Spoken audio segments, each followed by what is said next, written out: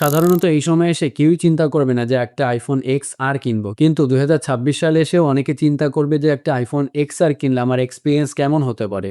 iPhone XR কে সামনে থেকে দেখলে আপনি বুঝতেই পারবেন না যে এটা iPhone XR নাকি iPhone 11। এটার সামনের সাইডটা হুবহু iPhone 11 এর সাথে মিলে যায় এবং এটার পেছনের দিকে একটা ক্যামেরা ইউজ করা হয়েছে যেটা 12 মেগাপিক্সেলের একটা ক্যামেরা। এটার পেছনের দিকে ডিজাইনও ভালোই লাগে। আপনারা হাতে নিলে মোটামুটি একটা প্রিমিয়াম ফিল পাবেন। সামনের দিকে 6.1 ইঞ্চের একটা IPS প্যানেল ব্যবহার করা হয়েছে। এখানে AMOLED বা POLED কোনো ডিসপ্লে ইউজ করা হয় নাই। যার কারণে এইটার যে কোয়ালিটি আছে এটা ভালো, বাট আপনারা যখন AMOLED ডিসপ্লের পাশাপাশি নিয়ে যাবেন তখন বুঝতে পারবেন যে এইটাতে কিছু ঘাটতি আছে। এই ফোনটাতে A12 Bionic চিপসেট ইউজ করা হয়েছে। একটা সময় দেখতাম যে iPhone XR গেমারদের কাছে অনেক জনপ্রিয় ছিল।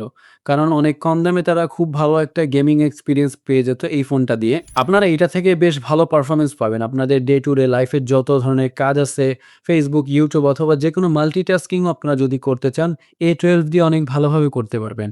এছাড়া আপনারা যদি আপনাদের পার্সোনাল ভিডিও এডিট করতে চান, মানে ভিডিও তৈরি করার পর ওইটা আপনারা ফোনেই এডিট করতে চান, সেটাও খুব ইজিলি করতে পারবেন। iPhone XR এর পেছনের দিকে একটা 12 মেগাপিক্সেলের ক্যামেরা ইউজ করা হয়েছে যেটা দিয়ে আপনারা 4K তে 60 FPS পর্যন্ত ভিডিও রেকর্ড করতে পারবেন। আর এটার ভিডিও কোয়ালিটি বেশ ভালোই আছে। অর্থাৎ আপনারা একটা লেন্স হলেও এটা দিয়ে আপনারা খুব ভালো ভিডিও করতে পারবেন এবং আপনারা দিনের আলোতে বেশ ভালো, ভালো ছবি তুলতে পারবেন। আমি আপনাদের কিছু ছবি স্যাম্পল দিচ্ছি।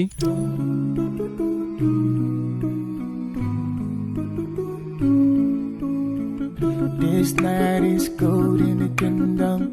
I can feel you fade away.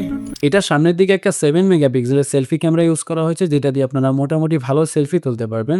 But আপনারা যদি একটু জুম করেন তাহলে বুঝতে পারবেন যে 7 মেগাপিক্সেলের হওয়ার কারণে এটা রেজোলিউশন একটু কম। বাট এমনি সাধারণভাবে আপনারা অতটা বুঝতে পারবেন না। তবে ওইটার সাথে আপনারা 12 মেগাপিক্সেলের কম্পেয়ার করলে বুঝতে পারবেন যে 12 মেগাপিক্সেল ওইটা থেকে ভালো ছবি দিতেছে, যেটা খুবই স্বাভাবিক। From the kitchen to the bathroom sinking. Your steps keep me awake. iPhone XR A 2942 mAh একটা ব্যাটারি ইউজ করা হয়েছে যেটা আর কি মোটামুটি ভালোই বলতে পারেন। আপনারা এইটা থেকে মোটামুটি ভালো ব্যাকআপ পেয়ে যাবেন। মানে অনেক ভালো না পেলেও মোটামুটি চালিয়ে নেওয়ার মতন ব্যাকআপ পেয়ে যাবেন। তবে অবশ্যই আপনারা এইটা থেকে যে বেস্ট ব্যাটারি এক্সপেরিয়েন্স পাবেন সেটা অবশ্যই না। কারণ আপনারা এটা কিনলে আপনারা দিনে একবারে বেশি চার্জ দেয়া লাগবে, যেটা আপনাদের মাথায় রাখা উচিত আই থিংক। আর আপনারা যদি ছবি এবং ভিডিও বেশি করেন, ছবি তোলা, ভিডিও করা, তাহলে এটার ব্যাটারি খুবই তাড়াতাড়ি ড্রেইন হয়, যেটা স্বাভাবিক। কারণ অ্যাপেলের ফোনগুলোতে ছবি তোলা এবং ভিডিও করলে এটার ব্যাটারি তাড়াতাড়ি ড্রেইন হয়, যেটা আমরা মানে সবসময় দেখে এসেছি। ২০২৬ সালে এসে যদি আপনি একটা iPhone নিতে চান তাহলে আমার মতে iPhone XR আপনারা যদি সম্ভব হয় না নেয়াই বেটার হবে। কারণ এইটা অনেক বেশি আগের ফোন। আর এইটাতে আপনারা একটা লেন্স পাচ্ছেন, যেখানে আপনারা ধরেন আপনি যদি iPhone 11 নেন তাহলে একটা লেন্স পাচ্ছেন মেইন লেন্স এবং একটা ultra wide lens. Ultra wide lens দিয়ে আপনারা ভ্লগিং ভিডিও অথবা আপনারা ভ্লগিং এর না করলে আপনারা ওটা দিয়ে আল্ট্রা ওয়াইড এর ছবি তুলতে পারছেন।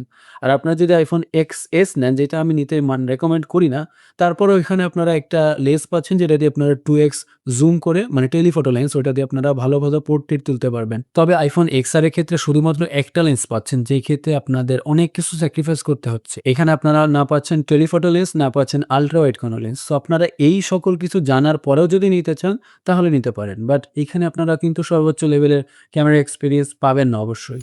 সো এই তো আজকের ভিডিওটা এতটুকুই ছিল। আশা করি আপনাদের কাছে ভিডিওটা ভালো লেগেছে। আর আপনারা যদি iPhone 11 Pro সম্পর্কে কোনো ডেডিকেটেড ভিডিও চান, রিভিউ বাদে, মানে স্পেশাল কোনো ভিডিও, যেমন ধরেন এটার আল্ট্রা ওয়াইড ফুটেজ কেমন হতে পারে অথবা এটা দিয়ে আপনারা কিভাবে ভালো ছবি তুলতে পারবেন, সেটা কমেন্ট করতে পারেন। তাহলে আমি আপনাদেরকে সেই ভিডিওটা প্রোভাইড করার চেষ্টা করব।